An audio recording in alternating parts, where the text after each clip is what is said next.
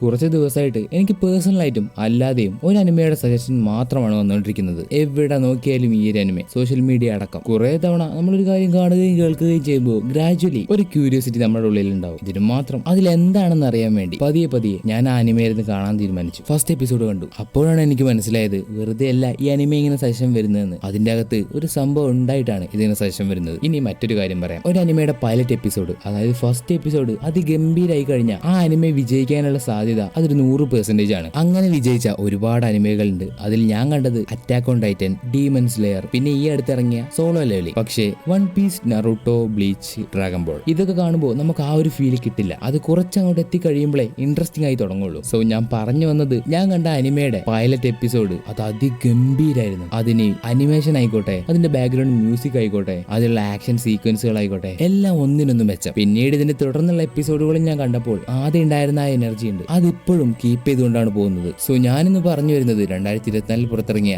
Ninja കാമുയി എന്ന അതിഗംഭീര അനിമയെ കുറിച്ചാണ്. ഇതൊരു അഡൾട്ട് സ്വിം ആയിട്ടുള്ള അനിമയാണ്. അഡൾട്ട് സ്വിം എന്ന് വെച്ചാൽ വയലൻസും 18+ കണ്ടന്റ്സ് ഒക്കെ ഉള്ള അനിമേഷനെ അഡൾട്ട് സ്വിം എന്ന് പറയും. എക്സാമ്പിൾ പറയുകയാണെങ്കിൽ Attack on Titan, Bleach, Death Note ഇതൊക്കെ ഒരു അഡൾട്ട് സ്വിം ആയിട്ടുള്ള അനിമയാണ്. അതുകൊണ്ട് 14 വയസ്സിന് താഴേക്കുള്ള കുട്ടികൾ വേണമെങ്കിൽ കണ്ടാൽ മതി. ഇനി നമുക്ക് നിഞ്ച കാമുയിലേക്ക് വരാം. It's highly recommended. അതുപോലെ ഫസ്റ്റ് എപ്പിസോഡ് തന്നെ ധാരാളം ഒരാളെ കൺവിൻസ് ചെയ്യാൻ. ഇതിന്റെ ഫസ്റ്റ് എപ്പിസോഡ് കണ്ടപ്പോൾ എനിക്കൊരു ജോൺ വിക്കിന്റെ ഫീലാണ് കിട്ടിയത്. കഴിഞ്ഞ കാലത്തെ കുറിച്ച് ആലോചിക്കാതെ സ്വസ്ഥമായിട്ടും സമാധാനമായിട്ടും ജീവിക്കുന്നവനെ വേരോടെ നശിപ്പിക്കാൻ വരുമ്പോൾ അവൻ ഉണ്ടാവുന്ന ഒരു റിവെഞ്ച് ഉണ്ട്, അല്ലെങ്കിൽ അവന്റെ ഫാമിലിക്ക് എന്തെങ്കിലും സംഭവിക്കുമ്പോൾ ഉണ്ടാവുന്ന ഒരു റിവെഞ്ച് ഉണ്ട്. അങ്ങനത്തെ ഒരു റിവെഞ്ച് ആർക്കും താങ്ങാൻ പോലും കഴിയില്ല. ആ ഒരു റിവെഞ്ചുമായി വരുന്ന നമ്മുടെ ഹീറോ ഇത്തിരി വയലൻസ് ഒക്കെ കാണിച്ചു എന്നിരിക്കും. പക്ഷെ ബ്രൂട്ടൽ ആയിട്ടുള്ളതോ എക്സ്ട്രീം ആയിട്ടുള്ള ലെവലിലുള്ള വയലൻസ് ഒന്നും അല്ല ഇതിലുള്ളത്. അത്യാവശ്യം മാന്യമായി കണ്ടുപോകുന്ന രീതിയിലുള്ള കൊച്ചു കൊച്ചു വയലൻസേ ഉള്ളൂ. അതുകൊണ്ട് നമ്മൾ ഇന്ന് കാണാൻ പോകുന്നത് നിഞ്ച കാമുയി സീസൺ 1 ഫസ്റ്റ് എപ്പിസോഡാണ്. സീസൺ 1 ഇതുവരെ 10 എപ്പിസോഡ് മാത്രമേ റിലീസ് ആയിട്ടുള്ളൂ. ഒരു ജാപ്പനീസ് അമേരിക്കൻ ടച്ചുള്ള ഈ ഒരു അനിമെ നിങ്ങൾക്ക് ഇഷ്ടപ്പെടുമെന്ന് ഞാൻ പ്രതീക്ഷിക്കുന്നു. സോ വീഡിയോ ഇഷ്ടപ്പെട്ട് ലൈക്ക് ചെയ്യാത്ത ആരെങ്കിലും ഉണ്ടെങ്കിൽ ലൈക്ക് ചെയ്യൂ, അതുപോലെ സബ്സ്ക്രൈബ് ചെയ്യൂ. നിങ്ങളുടെ അഭിപ്രായത്തിൽ അനിമെ എങ്ങനെയുണ്ടെന്ന് കമന്റ് ചെയ്യൂ. എന്നാൽ ഇനി നേരെ സ്റ്റോറിയിലേക്ക് പോവാം. Anime lovers, once again welcome back to anime exposure. എപ്പിസോഡിന്റെ തുടക്കത്തിൽ ഒരു ട്രെയിനാണ് കാണിക്കുന്നത്. അതിൻ്റെ അകത്ത് 2 പേരുണ്ട്. അതിലൊരുത്തൻ വളരെ ജോളിയായിട്ട് പാട്ടൊക്കെ കേട്ട് നല്ല വൈബിലാണ് ഇരിക്കുന്നത്. പക്ഷെ അടുത്തുള്ളവൻ എന്തിനെയോ ആരെയോ പേടിക്കുന്നുണ്ട്. ഇപ്പൊ അവൻ ഒരു സ്ട്രീറ്റിലൂടെ ഓടി ഓടി അവസാനം ആ സ്ട്രീറ്റിന്റെ തന്നെ ഒരു ഭാഗത്തുമ്പോൾ നിൽക്കുന്നു. അവൻ നിന്നത് വേറൊന്നും കൊണ്ടല്ല, അവന്റെ ചുറ്റും ഒരുപാട് അസാസിൻസ് ഉണ്ട്, ഹൈലി ട്രെയിൻഡ് ആയിട്ടുള്ള നിഞ്ചാസ്.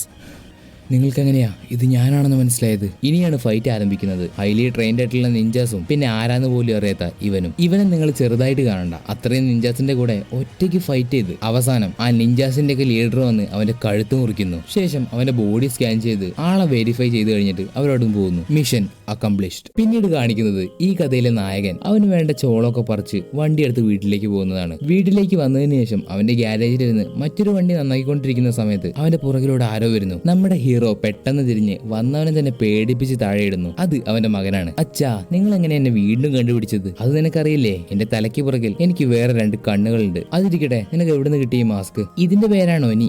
ജപ്പാനിലെ ഇതുപോലത്തെ ഒരുപാട് മോൺസ്റ്റേഴ്സ് ഉണ്ട്. ഇതേ സമയത്ത് അവന്റെ ഭാര്യ അങ്ങോട്ട് വരും. അവളെ കണ്ട് ഹീറോ പറയും, ഇനി ഞാനും മോനും ഗ്യാരേജിൽ കയറി വർക്ക് ചെയ്യാം. അതിന് അവന്റെ ഭാര്യ സമ്മതിക്കില്ല, കാരണം മകന്റെ ദേഹത്ത് അഴുക്കാക്കുന്നതുകൊണ്ട്. ഇങ്ങനെയൊക്കെ പറഞ്ഞതിന് ശേഷം ഭാര്യ തിരിഞ്ഞു കിടക്കുന്നു. പിന്നെ നിങ്ങൾ ഡിന്നർ കഴിക്കാൻ വേഗം വരണേ, മറക്കല്ലേ എന്ന് പറഞ്ഞ് ഭാര്യ തിരിഞ്ഞു നോക്കുമ്പോൾ ഹീറോയും മകനും ചേർന്ന് അവളെ പേടിപ്പിക്കുന്നു. ശേഷം രാത്രി നായകന്റെ ഭാര്യ ഇരുന്ന് ന്യൂസ് കണ്ടുകൊണ്ടിരിക്കുമ്പോൾ ഇന്നലെ നടന്ന ആ കൊലപാതകത്തിനെ പറ്റി ന്യൂസ് വരുന്നു. അതിൽ പറയുന്നത് സ്പെഷ്യലി ഉണ്ടാക്കിയെടുത്ത വെപ്പൺസ് ഉപയോഗിച്ചിട്ടാണ് അയാളെ കൊന്നതെന്നും മരിച്ചുപോയത് ആരാണെന്ന് ഇതുവരെ ഐഡന്റിഫൈ ചെയ്തിട്ടില്ല. അവർ ചിലപ്പോ 5 or 6 പേരോ ഉണ്ടായിരിക്കാമെന്നുമാണ്. ഇത് 2 പേരിരുന്ന് കാണുന്നതിന്റെ കൂടെ അവരുടെ മകൻ ഇരുന്ന് കാണുന്നുണ്ട്. പെട്ടെന്ന് നായകൻ അവനെ പിടിച്ച് റൂമിലേക്ക് ഉറക്കാൻ വേണ്ടി കൊണ്ടുപോകുന്നു. മകൻ ഉറങ്ങിയതിനു ശേഷം നായകൻ ഭാര്യയുടെ അടുത്തേക്ക് വരുമ്പോൾ അവൾ നേരത്തെ കേട്ട ന്യൂസ് അതിനെപ്പറ്റി ചിന്തിച്ച് എന്തിനെയോ പേടിക്കുന്നുണ്ട്. ഇപ്പൊ നായകൻ അവളോട് പറയും, ഇതൊക്കെ സാധാരണയായിട്ടുള്ള വിഷയമാണ്, ഒരിക്കലും നമ്മൾ കരുതുന്ന പോലെയല്ല, പിന്നെ നീ പേടിക്കേണ്ട ആവശ്യമില്ല, ഇതൊന്നും അവരായിരിക്കില്ല ചെയ്യുന്നത്. അതിനുശേഷം പിന്നെ അവരുടെ ലൈഫ് സാധാരണയായിട്ടാണ് പോകുന്നത്. ചെറിയ ചെറിയ ഇണക്കങ്ങളും പിണക്കങ്ങളും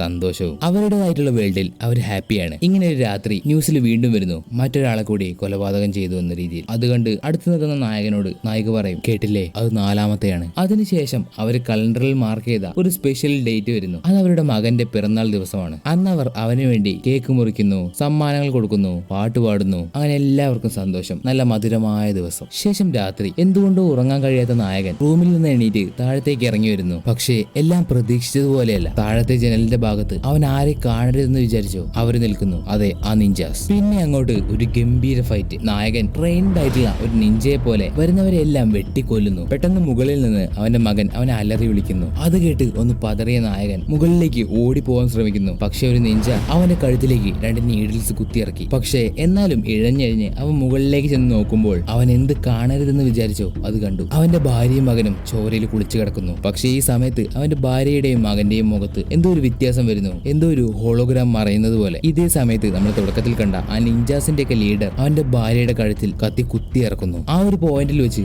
അവനെയും പുറകിൽ നിന്ന് ഒരു നിഞ്ച കുത്തുന്നു. അങ്ങനെ അവർ മരിച്ചു എന്ന് കൺഫേം ചെയ്തതിനു ശേഷം നിഞ്ചാസ് അവിടുന്ന് പോകുന്നു. എന്നിട്ട് പോലീസുകാരവിടേക്ക് വരുന്നു. അവിടെ സീൻ ബ്ലാക്ക് ഔട്ട് ചെയ്ത് പിന്നെ കാണിക്കുന്നത് ഒരു ഹോസ്പിറ്റലിന്റെ മോർച്ചറിയാണ്. അവിടെ മരിച്ചു പോയ ഒരാളെ കിടത്തിയിരിക്കുന്നു. അത് നമ്മുടെ ഹീറോയാണ്. ഹീറോ പെട്ടെന്ന് ശ്വാസം എവിടുന്നോ കിട്ടിയതുപോലെ ചാടി എഴുന്നേക്കുന്നു. ഹീറോ കഴിഞ്ഞ കാര്യങ്ങളെല്ലാം ആലോചിച്ചെടുത്ത് അവിടെ ബോധം കെട്ട് വീഴുന്നു. ഇപ്പൊ ഹീറോ കണ്ണു തുറക്കുന്നു. അവന്റെ മുന്നിൽ ആ ഹോസ്പിറ്റലിലെ 2 പേര് നിൽക്കുന്നുണ്ട്. പെട്ടെന്ന് ഡോക്ടറെ വിളിക്ക്, പെട്ടെന്ന്. സാർ, നിങ്ങൾ ഓക്കെ അല്ലേ? ഞാൻ പറയുന്നത് കേൾക്കുന്നുണ്ടോ? മിസ്റ്റർ ലോഗൻ, ഞാൻ പറയുന്നത് കേൾക്കുന്നുണ്ടോ? ഇതൊന്നും കേൾക്കാതെ വീണ്ടും മയക്കത്തിലേക്ക് പോകുന്ന ഹീറോ വീണ്ടും കണ്ണു തുറക്കുന്നു. അവന്റെ ഫ്രണ്ടിൽ ഇപ്പോ ഡോക്ടർ ഉണ്ട്. മിസ്റ്റർ ലോഗൻ, നിങ്ങൾ മരണത്തിന്റെ വക്കിൽ നിന്ന് അത്ഭുതകരമായി രക്ഷപ്പെട്ടു. എന്റെ ഭാര്യയും മകനും ഇപ്പൊ എവിടെയുണ്ട്? ഇത് കേട്ട ഡോക്ടർ തന്റെ ഭാര്യയും മകനും മരിച്ചുപോയി എന്ന കാര്യം ലോഗനോട് പറയുന്നു. കുറച്ചു സമയത്തിന് ശേഷം അവിടേക്ക് 2 FBI ഏജന്റ്സ് വരുന്നു. ഇതിൽ ഈ ലേഡിയുടെ പേരാണ് എമ്മ, അതുപോലെ ഇദ്ദേഹത്തിന്റെ പേരാണ് മൈക്ക് മോറിസ്. ഇവർ രണ്ടുപേരും ലോഗന്റെ അടുത്തേക്ക് പോകുന്നു. മിസ്റ്റർ ലോഗൻ, എന്റെ പേര് Mike Morris from FBI. Then എന്റെ പേര് എമ്മ സമാൻഡ. അത് പിന്നെ മിസ്റ്റർ ലോഗൻ, ഞങ്ങൾ ഇങ്ങോട്ട് വന്നത് ഒരു ഇൻവെസ്റ്റിഗേഷന്റെ ഭാഗമായിട്ടാണ്. കഴിഞ്ഞ ദിവസം നിങ്ങളുടെ വീട് അറ്റാക്ക് ചെയ്ത് നിങ്ങളുടെ ഭാര്യയും മകനെയും കൊന്നത് ആരാണെന്ന് നിങ്ങൾക്ക് അറിയുമോ? അല്ലെങ്കിൽ അതിന് വേണ്ട ഒരു മോട്ടീവ് എന്താണെന്ന് നിങ്ങൾക്ക് അറിയോ? അങ്ങനെ എന്തെങ്കിലും നിങ്ങൾക്ക് പറയാനുണ്ടെങ്കിൽ അത് ഈ ഇൻവെസ്റ്റിഗേഷന് ഒരു ഹെൽപ്പ് ആയിരിക്കും. ഇതിനൊന്നും മറുപടി പറയാതെ ലോഗൻ അവന്റെ കൈ ദേഷ്യത്തോടെ ചുരുട്ടി പിടിക്കുന്നു. സോ മിസ്റ്റർ ലോഗൻ, നിങ്ങളൊന്ന് ബെറ്റർ ആയി കഴിയുമ്പോൾ ഈ കാർഡിലുള്ള നമ്പറിലേക്ക് ഒന്ന് വിളിച്ചാൽ മതി എന്ന് പറഞ്ഞ് മൈക്ക് അവന്റെ കാർഡ് അവിടെ വെച്ചിട്ട് പോകുന്നു. തിരിച്ചു പോകുന്ന മൈക്ക് എമ്മയോട് പറയുന്നു അയാൾക്ക് ഇത് ചെയ്തത് ആരാണെന്ന് അറിയാം. അതുകൊണ്ട് ഇന്ന് രാത്രി നീ ഇവിടെ ഉണ്ടാവണം. അങ്ങനെ രാത്രിയാവുന്നു. എമ്മ ഇപ്പോഴും ലോഗനെ വാച്ച് ചെയ്യുന്നുണ്ട്. ലോഗൻ ഇപ്പോൾ ബിൽഡിങ്ങിന്റെ മുകളിൽ ഒരു വീൽ ചെയറിൽ ഇരിക്കുകയാണ്. കുറച്ചു സമയത്തിന് മുൻപ് ലോഗനെ അവസാനമായി അവന്റെ ഭാര്യയും മകനെയും കാണിക്കാൻ വേണ്ടി കൊണ്ടുപോകുന്നുണ്ട്. അവരുടെ ഡെഡ് ബോഡി കണ്ട കാര്യം ആലോചിച്ചിരിക്കുന്ന ലോഗന് ഫ്രസ്ട്രേഷനും ദേഷ്യവും വന്ന് അവൻ തന്റെ കയ്യിലുള്ള ഒരു നീഡിൽ വലിച്ചൂരി അവന്റെ ഷോൾഡറിലേക്ക് തന്നെ കുത്തി ഇറക്കുന്നു. ഇതേ സമയത്ത് ആകാശത്ത് നിന്ന് അവന്റെ നേർക്ക് ഒരുപാട് ബ്ലേഡ് വരുന്നു. അത് ദേഹത്ത് കൊള്ളാതെ ലോകം മാറി നിൽക്കുന്നു. ഇതേ സമയത്ത് അവനെ കൊല്ലാൻ വേണ്ടി ഒരുപാട് നിഞ്ചാസും വരുന്നു. ഇനി അങ്ങോട്ട് നടക്കാൻ പോകുന്നത് വയലൻസ് നിറഞ്ഞിട്ടുള്ള ഒരു ഗംഭീര ഫൈറ്റ് ആണ്. അവന്റെ അടുത്തേക്ക് വരുന്ന എല്ലാ നിഞ്ചാസിനെയും ലോഗൻ ഒരു ദയയില്ലാതെ കത്തി കൊണ്ട് കുത്തി കൊല്ലുന്നു. ശേഷം ലോഗൻ ഒരു സ്പെഷ്യൽ ടെക്നിക് ഉപയോഗിക്കുന്നു. അതിലൂടെ ഒരു കറുത്ത പുക വന്ന് അത് എല്ലാവരെയും കൊന്നുകളയുന്നു. ഇത് കണ്ട് ഇതെന്ത് തേങ്ങയാണെന്ന് മനസ്സിലാവാതെ എമ്മ തിരിഞ്ഞോടുന്ന സമയത്ത് ലോഗൻ അവളെ അടിച്ച് ബോധം കെടുത്തുന്നു. ശേഷം മുകളിൽ എല്ലാവരെല്ലാം കൊന്ന് താഴേക്ക് ലിഫ്റ്റിലൂടെ വന്ന ലോഗന്റെ മുന്നിലേക്ക് വീണ്ടും കുറച്ച് നിഞ്ചാസ് വരുന്നു. ഈ ഒരു സമയത്ത് എമ്മയെ വിളിച്ചിട്ട് കിട്ടാതെ വരുന്ന മൈക്ക് ഹോസ്പിറ്റലിൽ വരുമ്പോൾ കാണുന്നത് വെട്ടിക്കൊന്നിട്ട ഒരുപാട് നിഞ്ചാസിനെയാണ്. ഇതേ സമയത്ത് ലോഗൻ എല്ലാ നിഞ്ചാസിനെയും കൊന്നു കഴിഞ്ഞിട്ടുണ്ട്. അങ്ങനെ അവന്റെ മുന്നിലേക്ക് ആ നിഞ്ചാസിന്റെ ലീഡർ വരുന്നു. അപ്പോൾ നീ ചത്തിട്ടില്ലല്ലേ? ഈ സമയത്ത് ലോഗന്റെ മനസ്സിലേക്ക് അവന്റെ ഭാര്യയുടെ മുഖം വന്നു പോകുന്നു. ദേഷ്യം അടക്കാൻ കഴിയാത്ത ലോഗൻ നിഞ്ചാസിന്റെ ലീഡറെ കൂടെ ഫൈറ്റ് ചെയ്യുന്നു. ഫൈറ്റിന്റെ അവസാനം ലോഗൻ അവന്റെ സ്പെഷ്യൽ ടെക്നിക് ഉപയോഗിക്കുന്നു. അതിൽ ഡിസ്ട്രാക്ഷൻ ആവുന്ന നിഞ്ചാസിന്റെ ലീഡറിന്റെ നെഞ്ചത്തേക്ക് ലോഗൻ അവന്റെ ദേഷ്യം മാറുന്നതുവരെ കുത്തിയിറക്കുന്നു. എങ്ങനെയാണ് നീ ഞങ്ങളുടെ സ്ഥലം കണ്ടുപിടിച്ചത്? എങ്ങനെയാണ് നിനക്ക് ഇത് ഞാനാണെന്ന് മനസ്സിലായത്? നിങ്ങൾ എത്ര രൂപ മാറ്റി ഒളിച്ചിരുന്നിട്ടും കാര്യമില്ല. വരാൻ പോകുന്ന വിധി അത് നിന്റെ അടുത്തേക്ക് തന്നെ തേടി വരും. ഈ സമയത്ത് ലോഗൻ അവന്റെ മുഖത്ത് ഇത്രയും കാലം വെച്ചിരുന്ന ആ മാസ്ക് എടുത്തു മാറ്റുന്നു. എന്നിട്ട് കത്തി കൊണ്ട് നിഞ്ചാസിന്റെ ലീഡറിനെ കുത്തിയതിനു ശേഷം അവന്റെ ഭാര്യയെ അവസാനമായിട്ട് കാണാൻ വേണ്ടി പോകുന്നു. അങ്ങനെ ഭാര്യയെ കണ്ടു കഴിഞ്ഞ് ലോഗൻ അവന്റെ വീട്ടിലേക്ക് പോകുന്നു. എന്നിട്ട് അവിടെ ചുമരിന്റെ പുറകിൽ ഒളിച്ചു വെച്ചിരുന്ന ഒരു ബോക്സ് ലോഗൻ എടുക്കുകയാണ്. അതിന്റെ അകത്തുണ്ട് തന്റെ മാസ്ക് ഇല്ലാത്ത ഫാമിലിയുടെ ഒരു ഫോട്ടോ. ഇത്രയും കാലം ലോഗൻ അവന്റെ ഫാമിലിയുടെ കൂടെയുള്ള നല്ല മൊമെന്റ്സ് ആലോചിച്ചു കഴിഞ്ഞതിന് ശേഷം അവന്റെ ആ വീടിനെ അവന്റെ ഇത്രയും കാലത്തെ ആ ഓർമ്മ അത് ലോഗൻ ഒറ്റ നിമിഷം കൊണ്ട് തീയിട്ട് കത്തിക്കുന്നു. എന്നിട്ട് തന്റെ ബോക്സിൽ ഉണ്ടായിരുന്ന ആ മാസ്ക് വെച്ച് തിരിഞ്ഞു നടക്കുന്ന ഈ ഒരു സീൻ കാണിച്ചുകൊണ്ട് നിഞ്ച കാമുയി സീസൺ 1 ഫസ്റ്റ് എപ്പിസോഡ് ഇവിടെ അവസാനിക്കുന്നു. ഇനി ആരൊക്കെയാണ് ഹീറോയുടെ റിവെഞ്ചിന് ഇരയാവാൻ പോകുന്നതെന്ന് കാണാൻ വേണ്ടി അടുത്ത എപ്പിസോഡിനായി കാത്തിരിക്കൂ. സോ നിങ്ങൾക്ക് ഇന്നത്തെ ഈ വീഡിയോ ഇഷ്ടപ്പെട്ടിട്ടുണ്ടെങ്കിൽ നിങ്ങളുടെ ആ ഒരു ലൈക്കിന് എനിക്ക് അർഹതയുണ്ടെങ്കിൽ ലൈക്ക് ചെയ്യുക, അതുപോലെ സബ്സ്ക്രൈബ് ചെയ്യുക. നിങ്ങൾക്ക് ഈ വീഡിയോയെ പറ്റി എന്തൊരു കാര്യം തോന്നിയിട്ടുണ്ടെങ്കിലും അത് കമന്റ് ചെയ്യാവുന്നതാണ്. എന്നാ അടുത്തൊരു വീഡിയോയുമായി കാണുന്നത് വരെ അനിമേ ലവേഴ്സ്, ഇറ്റ്സ് മീ അനിമോ.